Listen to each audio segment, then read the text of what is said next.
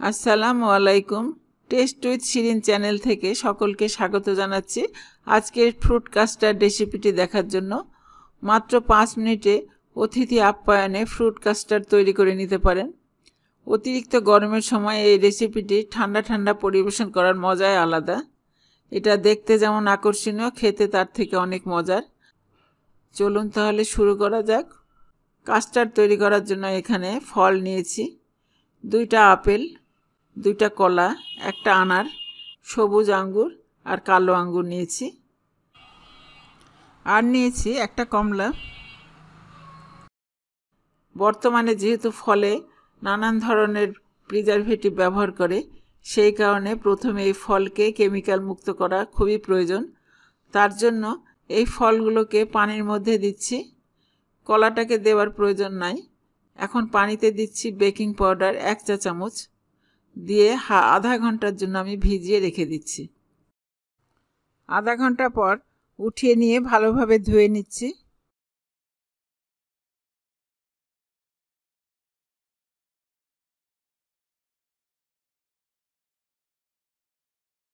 এবারে নিচ্ছি custard powder. এটা ফস্টার ক্লার্কসের। এটার ফ্লেভারটা খুব বেশি উগ্র না, এই কারণে আমি এটা পছন্দ করি। দেশিগুলোর একটু ফ্লেভারটা একটু উগ্র। আপনাদের পছন্দ মতো আপনারা কাস্টার্ড ব্যবহার করবেন।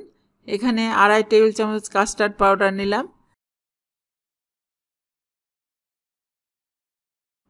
পাতলা করে মিশিয়ে নিলাম। দুধ কিন্তু গরম থাকা যাবে না। এবারে ফ্রাই প্যানে বাকি দুধ নিলাম। অনবরত নেড়ে দুধ ঘন করে নিব। কাস্টার্ডের টেস্ট অনেক ভালো হবে। চিনি দিচ্ছি 4 টেবিল চামচ। হালকা মিষ্টিতে কাস্টার্ড খেতে ভালো লাগে। 1 চিমটি লবণ দিচ্ছি। দুধটা ঘন হয়েছে, এখন চুলা বন্ধ করে দিচ্ছি। কাস্টার্ডটা ভালোভাবে আবারও নেড়ে নিচ্ছি। ধীরে ধীরে কাস্টার্ডটা ভালোভাবে মিশিয়ে নিচ্ছি।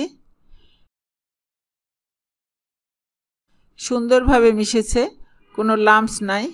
এবার চুলা অন করে দিয়ে হালকা জালে রাখছি আর অনবরত নাড়ছি।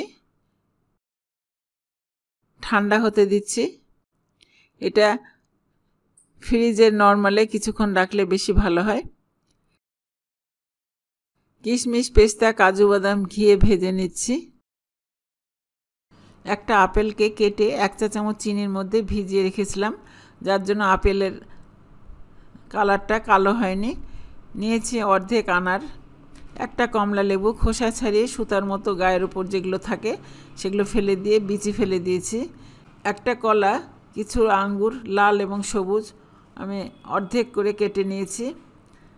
ভাজা ড্রাই ফ্রুটগুলো, কাস্টার্ড আর দুধের যে গ্রেভি তৈরি করেছি সেটা একটা কাঁচের বলে নিলাম। বলে নিচ্ছি কলা, লাল আঙ্গুর, কমলা, সবুজ আঙ্গুর দিয়ে দিচ্ছি। আপেল দিয়ে ভালোভাবে মিশিয়ে নিচ্ছি। এবারে কাস্টার্ডের গ্রেভিটা দিচ্ছি। খুব বেশি পরিমাণে গ্রেভিটা দিব না, এরকম রাখছি। সবটুকু লেগে গেছে। ডেকোরেশন করছি।